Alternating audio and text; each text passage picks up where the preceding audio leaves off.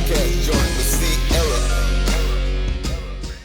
Today's music seems to be lacking groups, collective thought, organic thought. Can you touch on that a little bit? Like, what's your intake on that? Well, in the 90s, they felt that, like, listen, they didn't want a room full of largely black men to be up in a record company renegotiating. They call it renegotiating or renegociating.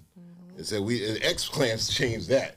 Because X-Clan would roll on a record company with like 50 deep and say, we need another fucking solo deal of part of the X-Clan collective. So they all convened and said, listen, we can't have this. So that's when you start seeing soloists. But soloists never worked back in the day because everything was based on live. And live, you had to go to a live event, and you had to be an unbelievable one man. You had to, like, LL Cool J is somebody you couldn't take your eyes off of. So he can command your attention. Eric B. and Rakim is still Rakim and Eric B. You had Stetson Sonic. You had Run DMC. So if you're going to a showcase, you're looking like this. It's panoramic. If you're looking at one person, you're looking at one person. And people back then they wasn't just standing there reciting lyrics and going like that. It wasn't a beat poet thing. It's like, people are moving. So soloists started to shave off. And we're part of that because we produce America's Most Wanted for Ice Cube. But Ice Cube also built his lynch mob. So he still had a. That's when you got clicks. That's when you had clicks. Like you had, the lynch mob, flip mode, and you had all these guys that had their own cliques. So you didn't have the group, but you had the cliques. Because you don't want to go to a rap show and look at one motherfucker just spitting. What the fuck, man? You call it. Yeah, we got 12 minutes of this, and then we call it the cliff. And I'd be like, yep, they're gonna hit the cliff. The cliff is 12 minutes. They ain't got no more hits in this. Unless you was extremely talented, like Kane. Big Daddy Kane. Watching Big Daddy Kane is a totally different level. Like Kane is that one dude. He's like LL. The most skilled, talented MC I've ever met. Because and why somebody say, well, why, Chuck? Number one, dexterity, voice never wavers, and he's keeping moving, and he's changing speeds. If you were an MC that changes speeds, you could go from here to there, like up the elevator and back down. You's a bad motherfucker. A lot of cats are standing still. They got a beat go. They got to have the convenient beat, right? Back in the day, MCs had to rhyme off of I Can't Stop. You know what I Can't Stop is? No. I Can't Stop is some other DJ. It's a beat that's from a disco record that speeds up and then goes into some wild-ass bass line. And the DJ had to be fast enough to kind of have them together, and the MC had to ride it or get thrown off the pony. We used to throw MC contests back in the day. Yep, we used to call get thrown off the pony, where somebody like Keith would have the pitch control. So somebody getting on the mic, like they spitting, right? And then all of a sudden the beat increases. Don't get thrown off the pony. Boom. Throw it back down. You get thrown off the pony. Next. They need to bring that back.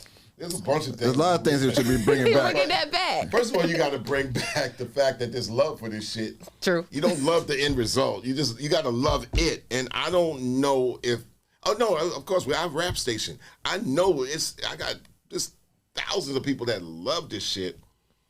The results of it might be like, yeah, you're not going to get a dime off of it. But I'll break it down to this before I go off in crazy tangent areas. We're listening. I come from an arts background. When you go to a gallery or art exhibit, you're looking at one piece.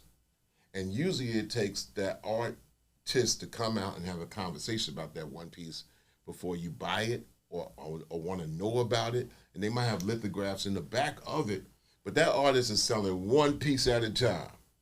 Or he might have a wall full, and they better have a conversation about it. Same thing with music, same thing to recording. Think that you're like, yeah, automatically I'm spitting, and now I got 236,000 people buying it, downloading it at one time, right? And now I'm getting this money. So I'm like, now you in the game of money. Yeah. When you in the game of money, God walks out the room. You know what I'm saying? I agree. So that's a whole nother game. I tell people, I'm like, you from New York. You want to get money? Wall Street's right there, dog. They getting money. You want to get money because you want to get into the art. No, you either be in the art and figure out how to make it work for you and figuring it out. Yeah. Or you want to get in the game of money. Right. You're not even getting on that street unless you dropping somebody off in an Uber. I'm saying what I'm saying. It is right here. Listen, we in New York. It's right here. That's right. That's money. We're the money capital of the entire world, New York City. Better yet, okay, take a 3,000-mile flight to Silicon Valley. Go hang out there. Yeah, there's money there too. Trust that. Fuck around you in the arts for. This is the arts.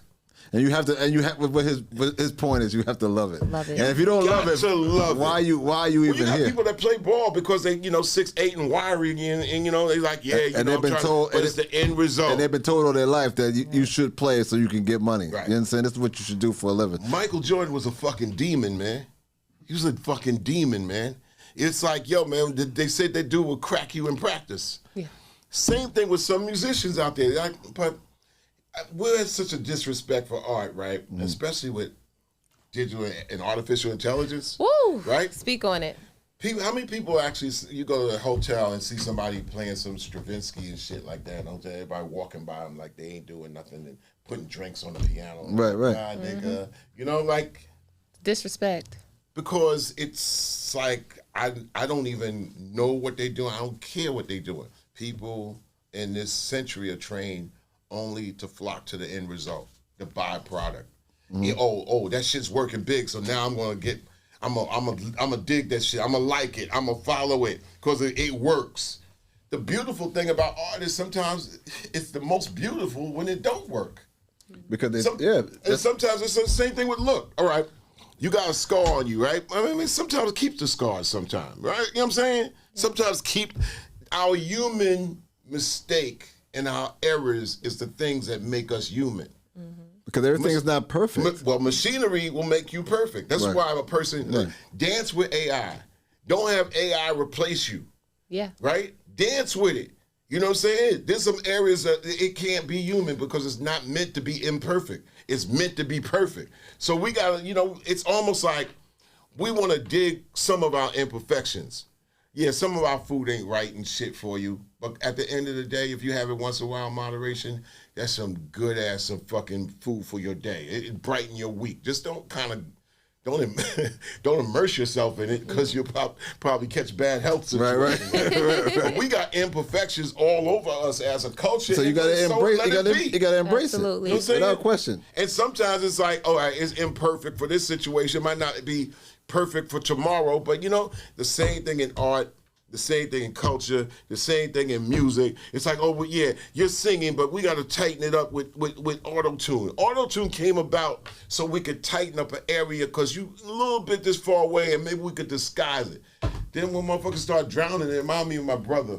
My brother, when he was in 6th grade, he called himself cleaning up. He didn't take no bath. He drowned himself in cologne. It's like, you unwashed with cologne, dog. That's what auto-tune is. It's like you throwing auto-tune on it to fix it. Yo, you didn't take a bath, dog. Yo, that's crazy. But listen, we talk like this for 6 hours every night. We good. At the radio station. We good. Don't worry. But I'm just. But listen.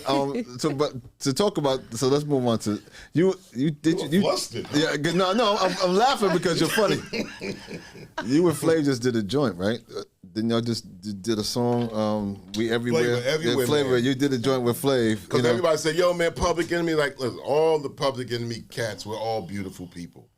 But at the age of 63 or 64, I've been moving into different terrains. I want to be known at the end of this decade as one of the greatest illustrators ever out of hip-hop. Mm-hmm. I think I'm gonna reach that goal. If the only thing you ain't. From my perspective, my friend, from my perspective, you've done so much for this culture.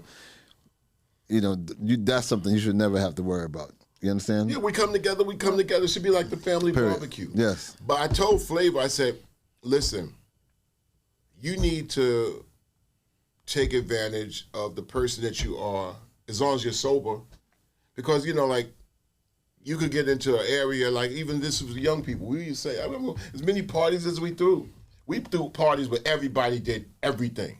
I mean, remember had Entourage or Twilight? Oh yeah, we used to do that club called Way in Twilight. the back, we didn't know what the gangsters was selling them. dipping weed in embalming fluid and all that. All I know is they come down to the floor and it's popping. Yo, listen. And it's popping. We did a club called Twilight's out on Long Island, and it was packed what was it? Was it Friday nights? We did Friday nights. Friday nights. Yeah. Y'all did Friday nights also, and also Saturday. Saturday nights, right? And it was popping, and we always, later on. And we didn't get paid after. Like first, they had to have 200 people. Then we get paid after 200 people. Yeah, it sucks. But anyway, my point is, see, that's the behind the I scenes realized that why everybody it doesn't know didn't. about. I realized why it was popping after a while because it was things going on that we didn't. Things going on that made everybody, like at 5:30 in the morning, right? They asking for more music and they not blinking. That's right. So now you know what's up. Yo, do it again. Right there. They still, and I remember standing there with Keith, and the guy was like, "You gonna keep playing?" I said, "My man, it's 4:15. Can we go home?" What's really good right now? 5:50. You got to go home, man. It's like, yo, he blinking, and then they go outside and play. And it wasn't so much. They playing basketball at 4:17 in the morning. The funny shit is that they playing tight defense. It's one thing to play basketball at 4:17 because you try to shake the rest of the shit off of you. But you playing tight defense, man, like playoff defense, man. Because you high. Because you wired. You wired crazy. Wired. So we know what that whole environment was, But it's just that, we just thought that. We tell young people all the time, it's like, I'm not trying to tell you what to do, but don't let it do you. Well, because even like with weed, people, I don't get it. Like we've been around like forever, right? Mm-hmm. Just if somebody was like drinking, right, and they get, the difference between somebody getting a little buzz, tipsy, drunk, flat out, sloppy. Once you get the drunk and sloppy, right? And there's a young person could get drunk, but when you're old, you are a drunk, right? You've been drinking for 50 years. Young people looking at you like, so you could be young and you get drunk, but something holds up, and then they say black don't crack, but it can die. So anyway. Well, that was black don't crack, but it can die. What is one of your biggest lessons learned? Well, number one is like, you do it, don't let it do you. Everything in moderation but you got to know yourself. You know what I'm saying? And knowing yourself is only going to take you a little bit of the way because there's things out there that get you. Because there's eyes that's on you to get you. Mm-hmm. There's people who are veterans. They be like, I'm the veteran of getting young motherfuckers, man. There's no way. Like I tell people all the time, like, dude, I was 20, man. I'm 63. You 25. I was your age. You ain't never been mine. Matter of fact, you got a long way to be mine. So it's no possible way that you possibly know this much more than I do. When I have the same fucking access that you got. And I'm still like, I'm lazy. I'm thinking on my thing. There's some things that you're doing that might have me shake my head like, what the fuck? I'm like, what way and why? This is generation, yo. Yeah, y'all figure that one out. Every generation got its favorites, though. Well, no question. But you know what I say? What? Don't confuse your favorites with the greatest. Woo! I'll take that one. That's definitely a note right so, there. listen. Hey, listen. When I grew up, the people I considered the greatest, them some badass motherfuckers. They transition on out. We only half of what those motherfuckers are. Well, really, because things have changed. Life's changed. I'm only like half of what my father was. My father was a bad man. I'm trying to tell you. R.I.P. to your pop, bro. I swear to God, my pops would be working on some shit, and I'd be like, "There's no fucking way you can move that thing into this area." And I'm like, no, it's no fucking way. It's mathematically and physically impossible. He's like, move. Yeah, move that, angle that. Boom, that, because we move furniture, right? Mm-hmm. Flavor also moved furniture with me. Yeah. I said, you might have worked with us a couple of days. No, I didn't go. No, but Flavor told me about the story. Moving furniture, my dad's like, move that angle there. Boom, that angle there. And swearing up, he could get like this thing into like that little hole. And I was like, you a warlock, dude. You a warlock. It's like, if I'm a chip off the block, but my block could never be as complete as my block. But isn't it that way with generations? Yeah, but then what do we dwindle it down to? Right, that's my point. That is exactly my point. God damn, that's exactly my point. Because my father is a great man. And some of the things my father would do, I'm not that. I know. I'm not that. I know. And I had to realize you like, why aren't you like your dad? Because I'm not from that. You know what I'm saying? It's different. My father at 14 ran a whole farm. At 14. I didn't say 20s. I said 14. And he raised 2 of his siblings. That shit's impossible, man. In the South. We gotta step our game with up. 2 pair of pants. Now, come on. I can go on. My pops is gangster. And to this day, he raised a family, bought a house. He has. But this, does a line like this apply? Because I know, like, seriously, back in the line, see, back in the day, you had fighters. Today, you got posers, right? But I remember plenty of times, like, if you get cracked and you on the floor, right? You get somebody, get your bitch ass up. Yeah. Right? I don't know if that line applies. Cats get hurt these days. And now you hurt, but you got to get up. You know what I'm saying? Get your little bitch ass up. But it's not the same. It's not the same. Kids nowadays ride bikes with helmets. They get catered to. They have, you can't, listen, no disrespect, but as a child, if I got bullied in school, guess what? I got bullied. Yep. And I had to learn how to come to school the next day and handle that. Either I bring my cousins to school with me, we doing something, or my father tell me this is how you handle that. But it made me tough. It made me a totally different person. And here's another thing, right? Sometimes in life you gotta take L's. Absolutely. Right. I don't know what the fuck the younger person like playing sandlot, like kind of like street football. I don't know what in my younger little ass gonna look at somebody 6'3" and go head to head. Like, we'll fucking fight right now. It's like, God damn, what are you doing, Chuck? But life will give you some L's. Yeah. And I don't know. I think the gun culture and the drug culture that came in 1980s, we never recovered from that. Yep. Well, nobody's interested in fighting with their hands anymore. They use guns. Yeah, we never recovered from that. The gun culture that came in had created a generational line of posers after that. Mm-hmm. And it wasn't our fault. And this is why we attacked it, because we saw it coming. We saw cats in our neighborhoods would be quiet little punks. All of a sudden, they're getting money like this, and all of a sudden they got a gun, so the gun makes them speak. I said, so gun culture got you swole up like that. Mm-hmm. So now, but really seriously, take all this shit away, and it's just me and you in the fucking room, dog. And a lot of times people talk on the internet and shit like this. I said, guaranteed, if we were sitting at a table, me sitting here and you sitting there, your conversation would be fucking totally different. Well, there are no guns in jail. You bang a keyboard. Or better yet, when you come to the city, I'm going to snipe you, right? Yeah, so now you got to be up there in the building shooting at people. There are no guns. How about there are no guns here? There are no guns in jail. Just know that. That's because you know what? Jail and prison has a law. That's right. No guns. You go in there, it has a law. There's a law in there that says, you know what? You're going to abide by the law inside the joint as well. And this is why the prison industrial complex is so nasty and vicious, because they use us to turn us against each other and understand at the end of the day, we're going to follow order, but underneath their nuts. Right. Mm-hmm. Government nuts, man. Pretty much an alliance. So let's touch on your Hip Hop Alliance. Hip Hop Alliance is started by Curtis Blow and Scott X, and it really was started at the notion of there's no insurance for hip hop artists, and what Curtis Blow, our first star in hip hop, without question, had a heart transplant, and it would have been impossible had he not had insurance through SAG, Screen Actors Guild, and SAG-AFTRA. And through this premise, Curtis Blow and Scott X said, you know what? We can use this union to come about to get hip-hop artists to be part of it, be part of the union, and also have insurance and stuff like that. It really was like also tied into a promise, maybe by hopefully getting it through Obamacare.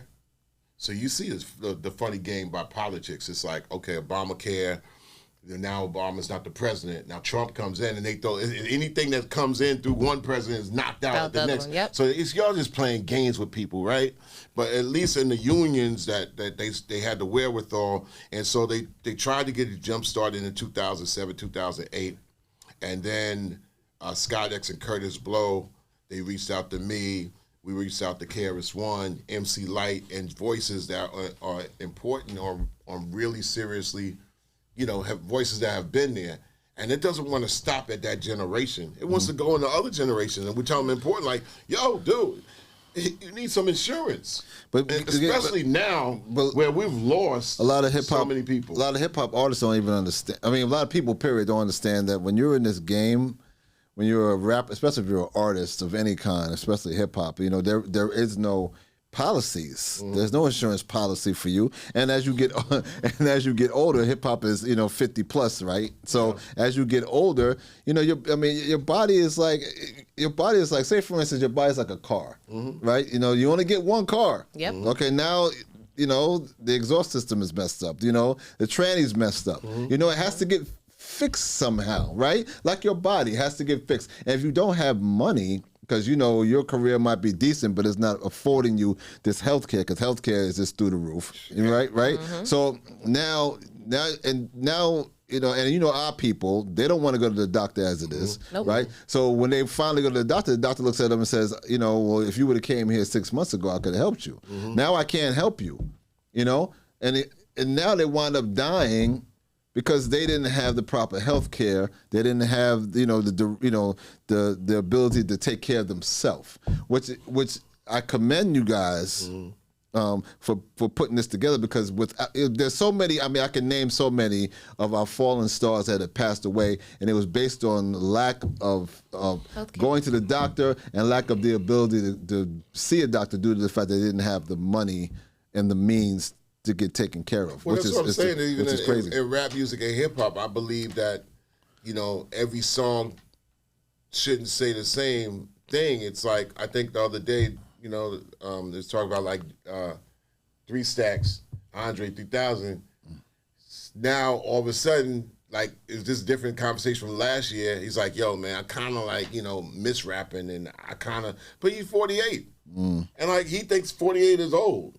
Dude, it was like, you're 15 years younger than me, dog. It's like, well, really? It's like, yeah, age is real because there's revolutions around the sun and gravity is real as hell.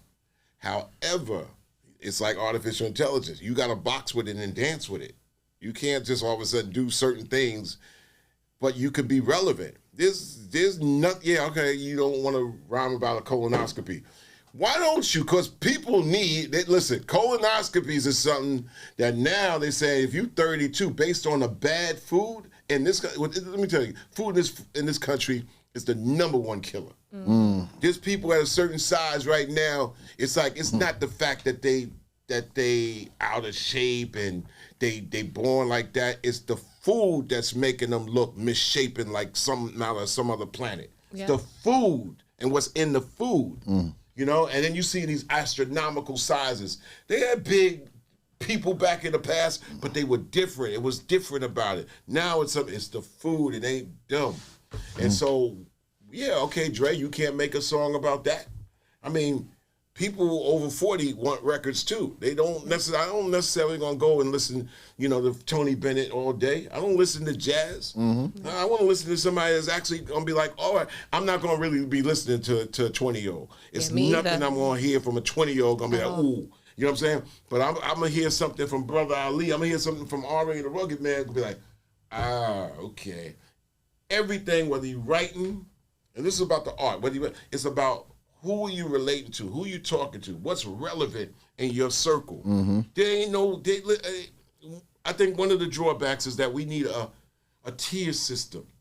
You're not going to get 60-year-olds to tell 20-year-olds what to do. So when calling me into your school system to talk to your kids, no, I was like, no, I train trainers, I train coaches, I teach speakers.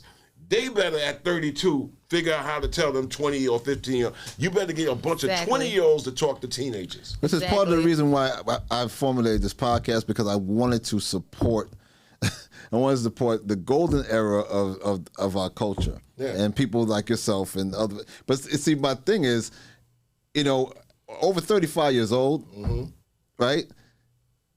Those people still want to hear those great artists, you know, and they still come up with music, but they don't support them because there's no system to support artists, them. So those artists like a Redman, like out, a Kane, like a Stetson Sonic, so those artists got to figure out how to diversify their profile and not necessarily jump in that, because you know what, acting in movies is always organized. Of course, you can't be coming in there. You know, I'm gonna come in at 4:00 where y'all saying action. No. They be like, yep. You know what? You the hell up out of Hollywood. Get up out of here. That's right. They don't play that. They don't play. The rock world don't play. Let me tell you, I traveled 4 years with Prophets of Rage, myself, DJ Lord from Public Enemy, Be Real from Cypress Hill, and Tim, Brad, and Tom from Rage Against the Machine. That world, that's a whole different planet, man. They do not play in the rock world, man. You there in the beginning, don't be late. I remember one time I played with U2 in stadiums. We had a 30-minute set. We were the first group to play stadiums in 92 with U2. So we playing Dodger Stadium. And and their whole crew, right, it was like Star Trek underneath the stage because they had screens and all that other stuff. So we the best in the business at that time. So we come out, do the show. We clock at 33 minutes.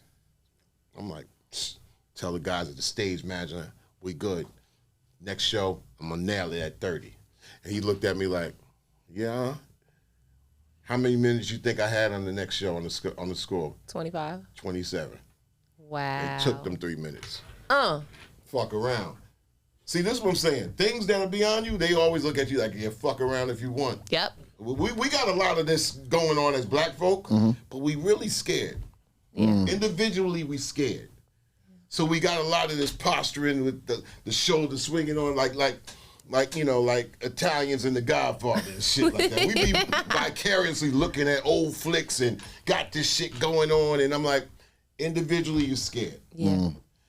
And it's all right to be scared because all this shit is beyond us. So collectively, it makes us less fearful because they're already fearful of a black planet. Right. You are a true Earthitan, is that correct? I am an Earthian. Make sure I get that correct. I am a citizen of no one country whatsoever. I've been 116. There's 215 in the world. I'm 100 behind, but I've been everywhere. So anyway, back to the flavor thing. Right. I say, yo, man, dude, you gonna go out there and perform all these records, and when we see us come together, it better be like Mick Jagger and Keith Richards. But I don't want to do the big shit. You know, or I'll do the free little shit unannounced, or I'll just, you know, like. But I'm not getting on tour. I'm not doing nah. It's got to be a special. It's got to be a treat. It's like, you know, and I know people got like some things like Travis Scott filling stadiums, but it ain't the same. Travis Scott's audience is just a whole bunch of converts into a different century and generation that you couldn't put no rhyme or reason to.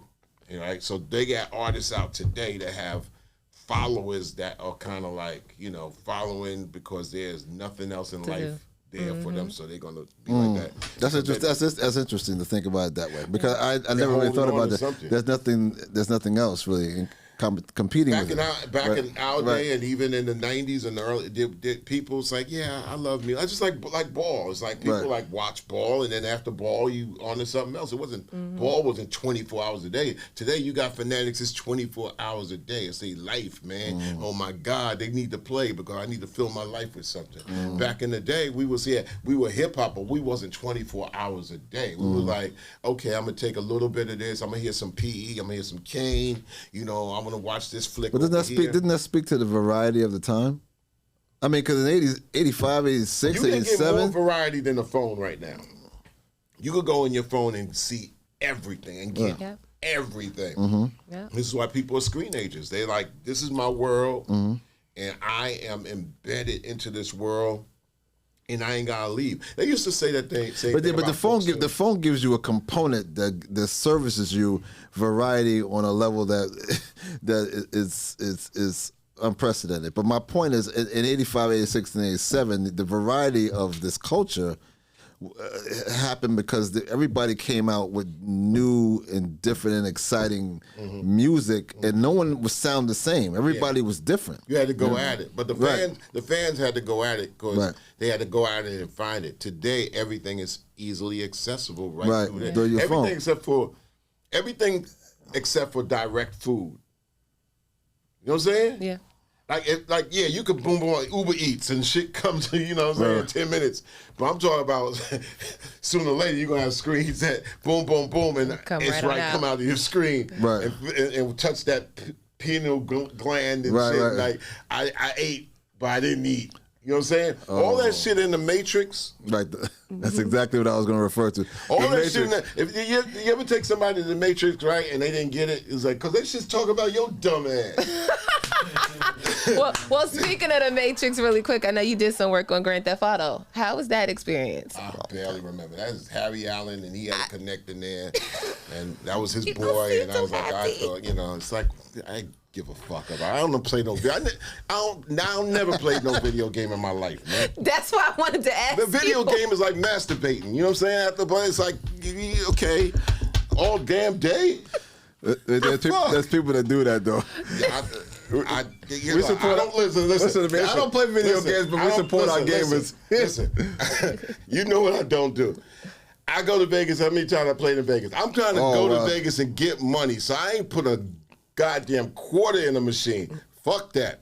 I don't smoke because number one, I used to look at smokers and I'm like, okay, I've never seen you smoke. The fuck? Never. I get it, but my dad smoked. Right. And I would ask my dad, he never could give me answers why. It's like I just do it. I'm like, and we got him to stop, and I think it put years on his life. Right. And I don't drink. Because I've never seen you have a drink ever. Because I'd be like, because I remember I had to be the designated driver. Right, yes you were. I was a designated driver back to the clubs. Of course. I'm not getting in the car with your ass behind the wheel, Keith. No, never. Not after you had a whole bunch of Long Island iced teas. I'm not. No, I'll drive you home and drop you off home and shit. So I was always afraid. You know what I was afraid of? What's that? All right, this is crazy, right? The Indiana Hoosiers won the championship. Bobby Knight, salute, yeah. 1981. Landon Turner was the power forward on the team, right? Isaiah Thomas. Landon Turner was going to probably get drafted. He went somewhere, and I think he was drunk, got in a car accident, was paralyzed. I was like, the fuck? I didn't want to be paralyzed. So that stuck with you.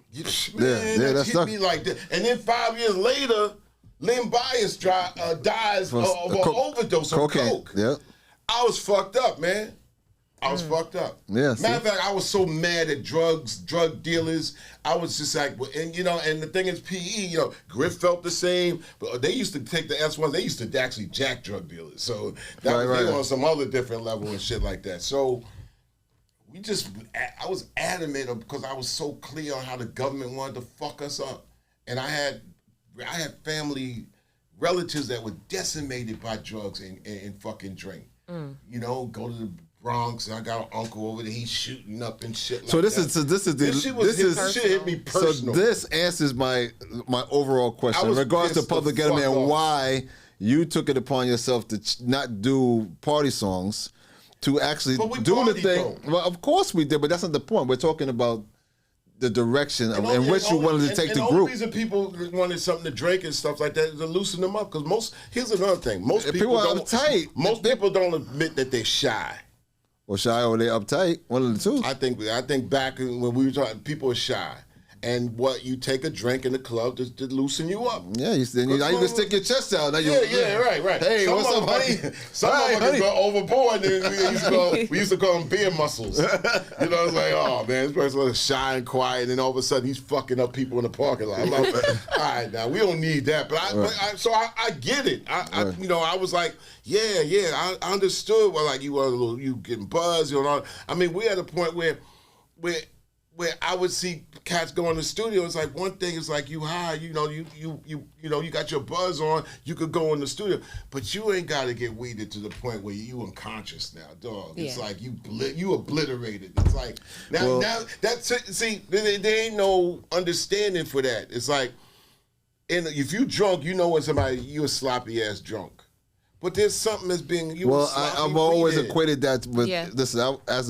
As a drinker, I do drink socially, right? But we're not going to find you in the corner like no, because you know why? Because you have to learn, just like anything else. You have to learn your limits. Every man needs to know his limitations, and you have to learn how to drink. You won't do that. But shouldn't they teach that? This is true. Yeah, they can. If drink is legal, they teach you and it's moderation. Fine, moderation, that's true. Even on like weed, like we're gonna teach you moderation, because at the end of the day, a cop will pull you over and says, you know what, walk that fucking line, right? Mm-hmm. But in the beginning, when they legalized weed, in the beginning there was no kind of like. There was no like, all right, I will pull you over, and as soon as the window open, comes out. Right. But all I know is like, bottom line, you fucking up the road, right? Your shit is like this all over the road, which is going to cause an accident. So it's like moderation has to be taught kind of in everything. I think in order for the party to keep popping. Right. And I think a lot of times when we got involved. If we had to keep the party going on, so we didn't need a dude that was too drunk having a fight, and then the fucking party got it in, and they closed the place down. And how many places do we know as black folks in New York that was popping that closed down because of an incident? Always, all of them. Because people need proper etiquette. Right. Need to bring etiquette classes back as well too. I'll tell you one thing ain't closing down. What? MetLife Stadium, Madison Square Garden, right? What's the other spot? City Field, Barclays, right? What else? Oh man, you think they ever closed down because of an incident? They don't do that. They say, listen, you go in there and they like fuck around. Mm-hmm. Fuck Even around if you want. Bring your look. That's Barclays is right there. and although it's gentrified Brooklyn, but they're like, yeah, fuck around if you want. Mm-hmm. So this is where this is understanding where you at, and I got in a little cyber discussion because everybody knows it all on the internet. Especially I'm now on Instagram. I know. That's the new addiction that over the last 20 years. I'm just not on that motherfucker, man. Right. I'm not on like, yo, look at me today. I'm like, fuck that. I was just talking to somebody about it. It's weird to me to sit in the phone and do this. Especially an old motherfucker. It's like, yeah, man, it's like 20 years ago you was like, fuck Big Brother and shit like that. Now you looking for divorcees, man. Like, oh yeah, girl, I'm here today. It's like, you From what you ate, you dressed, fit check. It's all right. But once you get to the 50-yard line, which is 50 years old, it's moderation. It's just moderation. Right. But I am on X every once in a while, and cats be wanting to catfish me in the dialogue or debates and stuff like that. So the other day I said, well, we 13 to 15% of the population. So what if somebody pop and say, no, we not, that's inaccurate and all that. It was like, you want to get me into an accuracy of how many percentage of course they're gonna do that. It's like, you have that over there, but man. you can't let that bother you, man. The point not at all. I don't. Because that's crazy. I don't, Bobby. But the point is, I'm saying, in me closing, is that we ain't 30%. We, you know what I'm saying? Our numbers ain't like in Jamaica, Georgetown, and Guyana, and definitely Africa. You know what I'm saying? We ain't got numbers like that in the United States, the wilderness of North America. Our numbers are like somewhere at 15%. Let's give us 20%, right? If you want to say people pass and mix or whatever, you want to include all that. We don't have the understanding of the numbers of how many of them other folks are. Yep. This is why when Trump comes in, right, and people are surprised how many people is backing them, I'll be looking at people like, you ain't never been to Idaho? So how do you know, like, yo, man, the world's fucked up. Where you been in the world? I'm saying, though, so you getting your world through a screen. It's so many people. I've been through every single one of these areas. I drive through states. It's so many people that don't know nothing. There's so many people that don't know nothing and never been anywhere. Yeah. You can't get in the paper. But listen, hold on. Go outside. But listen, I don't want to listen. Your time you'd be surprised at how long you've been talking. But shit, that means I ain't catching the 2:45 train. you might make We it. gonna get you. We gonna get you out of here. So You listen, gotta man. Listen, it's been my pleasure. It's like one of these things, have like you here, part brother. 1 and part 2, because you ain't even, I didn't even answer any of that on you. Half the Nothing. stuff you didn't answer. Nothing. But- and but- I want to congratulate you on being inducted into the Hall of Fame. No question. By the way. That's a team thing. It goes for him too. Yeah, man. Like, Yes. I'm only got the water thing to hear. You know, it's like we are a team. I don't like no individual awards. I don't like any you don't see me popping up and all this like, oh, Chuck D got this and We know you don't want to be found. I don't want. You just want to be in your hotel rooms No, painting. I hate hotels too. I just want to be left alone. I like to drive a car. I'm be on the road, listen to what I listen to. I like to be a fan of everybody. I'm a fan of y'all. I mean, that's nice. I'm his friend forever. You That's know what I'm right. saying? That's my boy, man. That's right. It's like, I mean, I don't want no attention. I grew up, number one thing about me, I never ever wanted attention. I don't like photos. I don't like videos. We just heard about it. Photos. I've been in movies. I cannot stand a camera in front of me. I do not like photos. Okay, so let's stop taking Chuck's picture. Anyway, Well, we are blessed and thank you that you gave us the honor for that. BringTheNoiseApp.com. Yeah, let them know. Let them know out there, World's man. first cultural app, and you'll find all the things. We got Rap Station, Spit Slam record label, all the other stuff that I do. But you go there and it opens up a whole bunch. Yo, salute, man. This is a great interview, man. Thank you so Chuck. much. It was Thank you. very I nice appreciate meeting you. y'all. We appreciate Salute to you, dearly. brother. Oh man, fight the power. Public Enemy. My man Chuck D. Oh yeah, we did that too, right? Yeah, I know. My man Chuck D, Chucky D, Carlton Ridenhour. Salute to my man 50 Salute grand. to my man Tyrone Kelsey. That's right. My whole Ciara government. with a C. That's right. Love it. The first C era. The other one came after you, right? And you named after the drink, right? The perfume.